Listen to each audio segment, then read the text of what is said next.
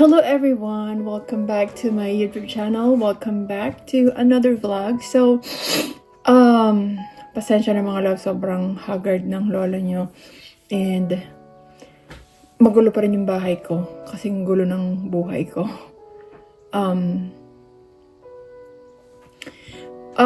Siguro napapansin nyo, saka marami na ding nagme-message sa akin na bakit wala akong vlog, ganyan. Kasi,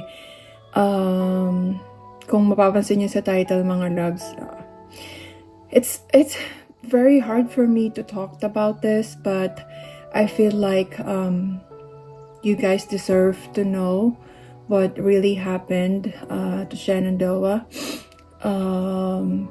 So January 17th mga loves, exactly 11 PM, umalis si Shenandoah. Alam niyo mga loves na si Shenandoah nakatira siya sa kanyang lola. So that time, umalis siya kasama yung kanyang friend.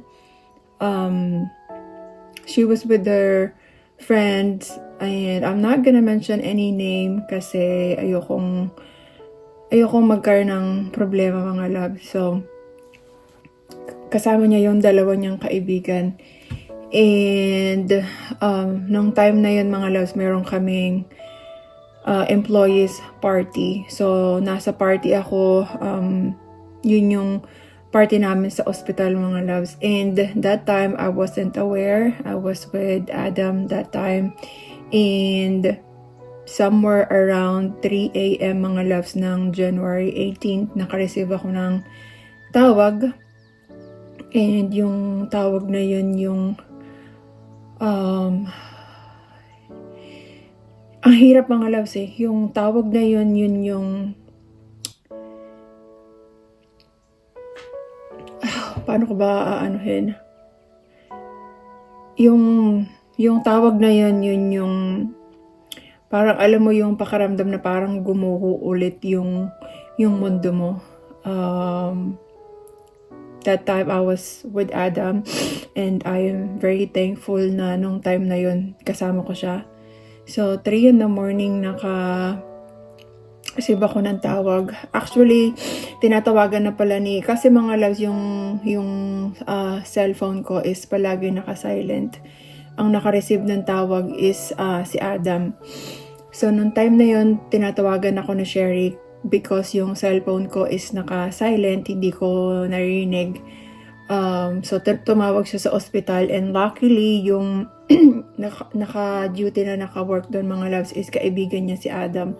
So tinawagan niya si Adam, and si Adam yung sumagot ng phone pero naka-speaker. So narinig ko mga loves, sabi niya na yung stepdaughter ni May tumatawag dito, sinabi na may nangyari daw kay Shenandoah, ganito ganyan. So sabi ko, what? So pagka sabi niya ngayon mga loves, tinawagan ko si Sherry, which is yung nanay ni Shenandoah, and humahagulgol na siya na sinabi niya na wala na nga daw si Shenandoah. So iba kasi mag-isip yung nanay ni Shenandoah mga loves, kaya sinabi ko sa kanya na this is not a good joke, please, huwag kang magsalita ng ganyan. And sabi ko, nasan yung bata, sabihin mo sa akin. So sabi niya, call my mom. So tinawagan ko yung mama niya mga loves na nandun nga siya sa ospital kasama si Shenandoah. So in-explain sa akin nung mama ni Sherry na wala na nga daw si Shenandoah, na nabaril si Shenandoah. Yun yung totoo mga loves. Nabaril si Shenandoah. She's only 18 years old. There's just too much going on with my life. Nung time na sinabi nung lola ni Shenandoah na nabaril daw siya, nabaril siya mga loves straight sa puso. She got shot 3 times.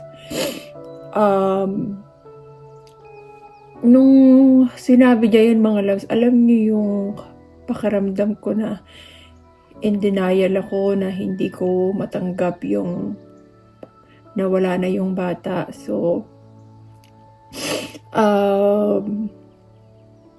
nung time na yon dapat papasok si Adam, pero sabi niya, hindi ako papasok, I'll take you to the hospital, which is I'm very thankful mga loves, kasi nung time na yun, hindi ako makahinga, hindi ako makapag-isip, ang daming tumatakbo sa utak ko, parang dahil in denial ka, you just wanna go to the hospital and see her like with your own eyes, na gusto kong alam nyo yun mga loves, na bago ako maniwala sa sinasabi nyo, gusto ko na ma-confirm sa sarili ko na siya talaga yon.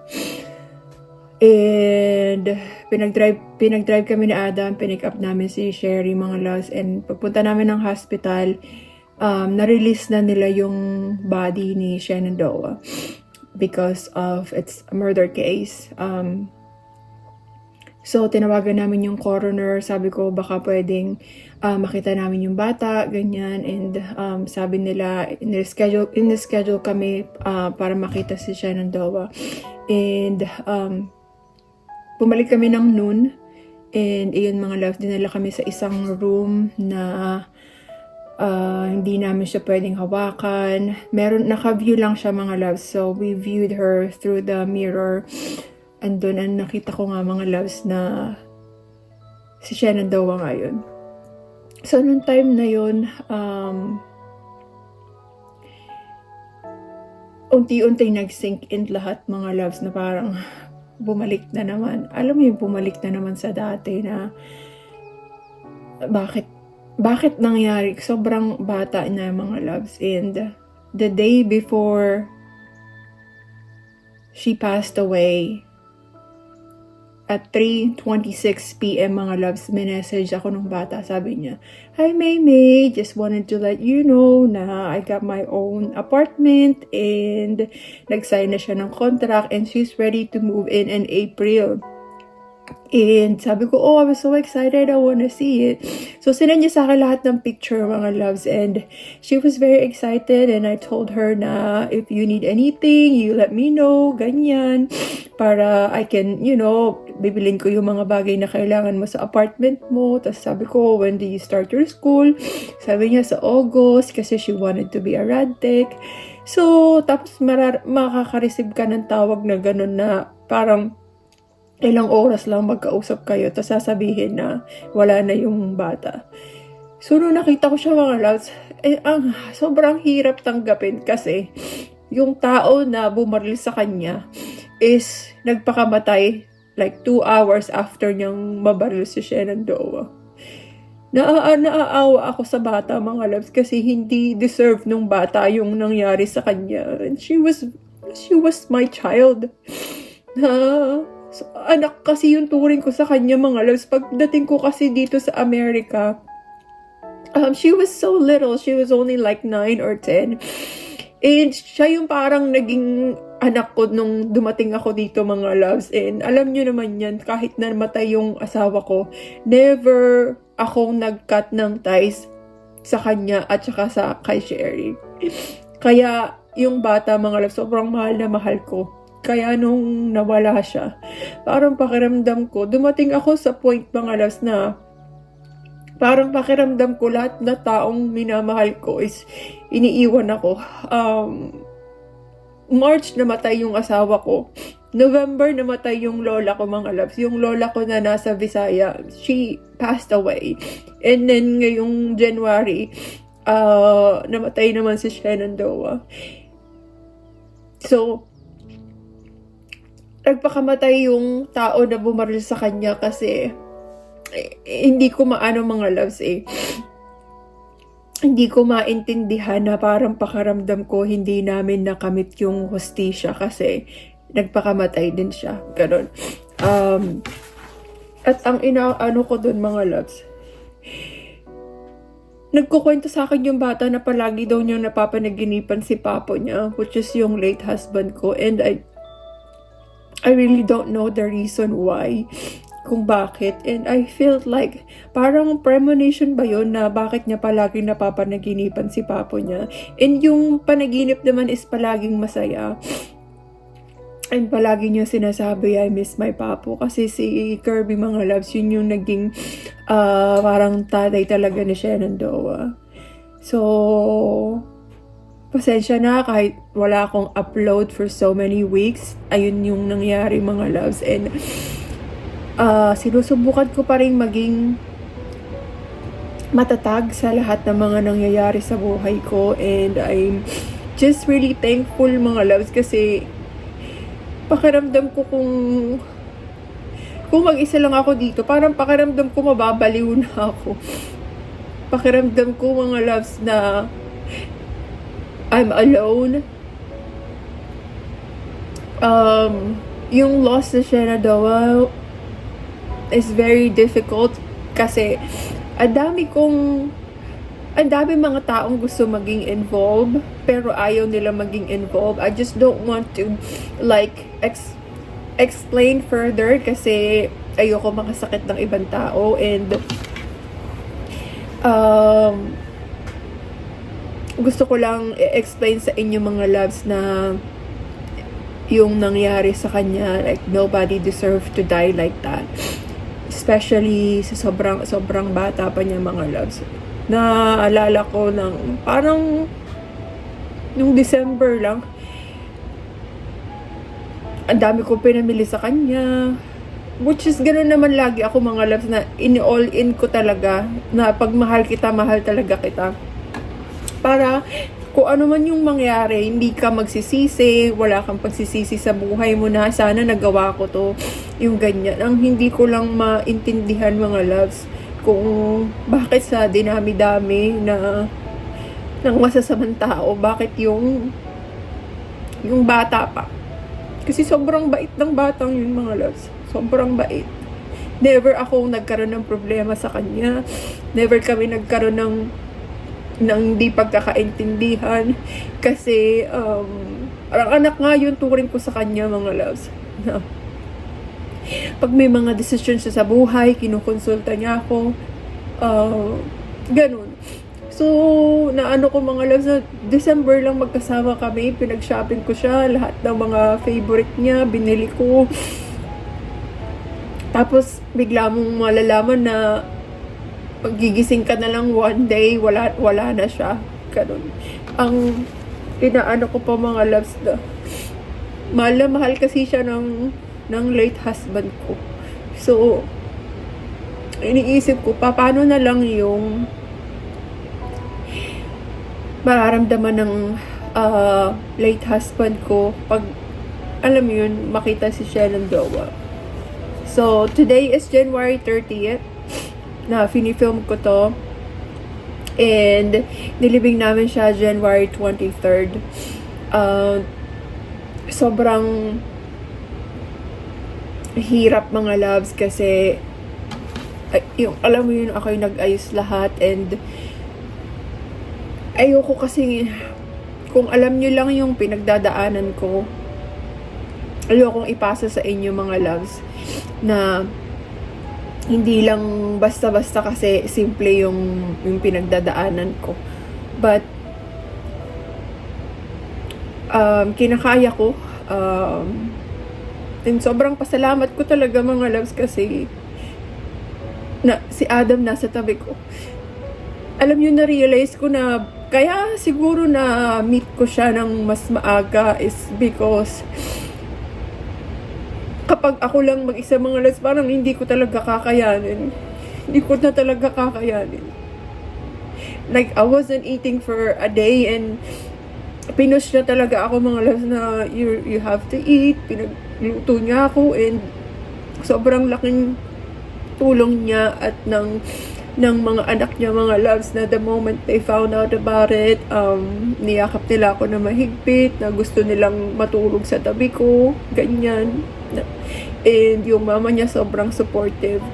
Kaya nagiging positibo na lang ako, mga loves, na pinagdadasal ko na sana Sana matapos, sana wala nang kukuhanin na mahal ko sa buhay. Alam mo yun, kasi parang, parang kapag meron na, parang hindi ko na kakayanin mga loves. Kasi sobrang hirap.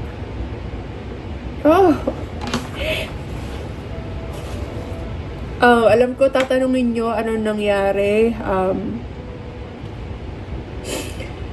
Yung, asa na ba ako mga loves? Nawala na ako. So, nung pagkaalis nila, sinundan sila ng papaliwanag ko mga loves. Dinala nila yung kotse ni Shenandoah. Shenandoah, isa niyang kaibigan, tas yung isa pa. So, nung gabi na yun mga loves, ayaw mag-drive ni Shenandoah kasi gabi na. So, nag-decide na mag-drive yung isa niyang kaibigan. So, si Shenandoah nasa back seat, tapos, nasa front seat, tapos itong isa, yung nagda-drive, tapos yung isa ay nasa likod. Nung pagkaalis nila, alam nila na sinusundan sila. Kung mapapansin nyo mga loves, kung i-google nyo o i-search nyo mga loves, yung pangalan na Shenandoah, merong lalabas. And ang kinakagalit ko din mga loves is yung nasa dyaryo, yung nasa front page is mali. Kasi ang nakalagay doon mga loves na si Shenandoah nakapag-break sa boyfriend niya. At yun yung naging dahilan kung bakit siya binaril nung boyfriend niya. Which is, that is completely different mga loves. It's a different story. Hindi si Shenandoah yung nakapag-break. Hindi siya nakapag-break sa boyfriend niya. It was actually Shenandoah's friend na nakipag-break dun sa ex-boyfriend niya. At yun yung ex-boyfriend niya, yun yung pumatay kay Shenandoah. So, it's just so happened na pagkaalis nila, sinusundan na sila nung lalaki. And ito yung pinakamasakit mga loves kasi pagkasunod sa kanila, alam na sinusundan sila. So, sabi ko, I just wanna know why. Since you guys know na sinusundan na kayo, so why did you stop? Nag-stop kasi sila mga loves sa parang small convenient care ganon. Tinanong ko yung kaibigan niya, I just wanna know the reason why you guys stop. Bakit kayo nag-stop? Bakit hindi kayo tumawag ng police? Kung alam niyo na sinusundan kayo. And the main reason why they stop is because to confront the guy, which is hindi alam ni Shenandoah and nung isang friend niya na nagda-drive na arm pala yung lalaki. But this one, na ex-boyfriend niya, this one mga loves, na yung babaeng to na nakipag-break, alam niya na arm yung ex-boyfriend niya, pero hindi niya sinabi kay Shenandoah at dun sa isa pa nilang kaibigan. So that's why these two decided to stop to confront the guy na, hey, why are you following us? Ganyan. So, it's just so happen na pagka-stop nila, si Shenandoah yung unang bumaba mga loves ng sasakyan, and that's why she got shot.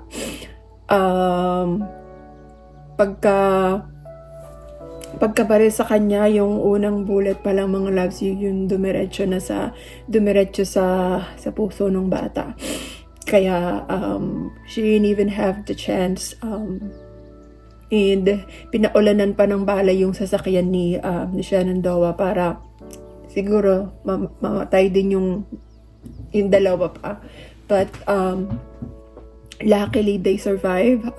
Si Shenandoah lang talaga mga loves yung nawala, hinamatay. So ayun yung reason kung bakit matagal akong nawala. Pinost ko mga loves yun sa Facebook, and meron pagka-post ko, meron dun isang nag-comment na that is very rude. Mga loves, yung ganitong bagay, this is very sensitive. Nobody deserve to die like that. Nobody. And sana maging maano tayo sa kung ano man yung sasabihin natin sa kapwa natin. I know yung iba sa inyo galit sa akin, but wala na akong magagawa doon mga loves. So now I am trying my best to move forward. Kasi hindi ko naman alam mga loves kung ano yung mangyayari sa buhay ko. I really don't know, to be honest. I don't know. But I'm still praying. Di pa rin nawawalan ng faith ang lola niyo mga loves. Di pa rin ako nawawalan ng pananampalataya. And pinipilit ko pa rin anuhin yung sarili ko na like everything happens for a reason. It's just that bakit alam mo yung tanong na bakit siya namatay ng ganun. So ayan mga loves, yun yung nangyari kay Shenandoah. Kung hindi man ako makapag-vlog, itatry ko pa din naman mga loves na mag-vlog ako, pero kung wala ka masyadong upload, please do understand. But next month mga loves, in few days, tama ba? Oo. Kasi next, mga loves, in 2 days, February na. So, in 2 weeks, magbabakasyon kami mga loves, kami dalawa ni Adam. Nabook namin yun mga loves before pa mawala si Shenandoah. So, hindi ko siya ika-cancel kasi I really need a break. I need a break. I've been wanting to go home. But I couldn't kasi kakauwi ko lang din ng Pilipinas mga loves. And yeah, I just want to go somewhere. I want to breathe. Gusto kong huminga. Yun. So, thank you everyone. And alam ko sa mga nagmahal kay Shenandoah, maraming salamat mga loves. Super thank you sa pagmamahal niyo sa apo ko. Nag-iisa kong apo, na anak ang turing. Maraming salamat sa pagsuporta niyo sa amin. Pagsuporta niyo sa amin ni Shenandoah. I just want to apologize kasi yung huling vlog namin, yun na yung huling vlog na makikita niyo siyang masaya. As much as I would like to vlog with her, hindi na natin magagawa mga loves kasi wala na nga siya. Kaya kayo mga loves, yung mga mahal niyo sa buhay, mahalin niyo lang sila. Bigay nyo lahat ng mga bagay na kaya nyong ibigay para at the end, hindi kayo magsisisi kasi you'll never know mga loves. You will never know kung kailan tayo mawawala. Kailan sila mawawala. So, ayun mga loves. Thank you so much and sana maintindihan nyo. At huwag kayong malungkot para sa akin mga loves kasi I'm trying my best para magsimula muli. Kasi kailangan natin ipagpatuloy ang ating buhay. So, thank you everyone and mag-iingat kayo palagi.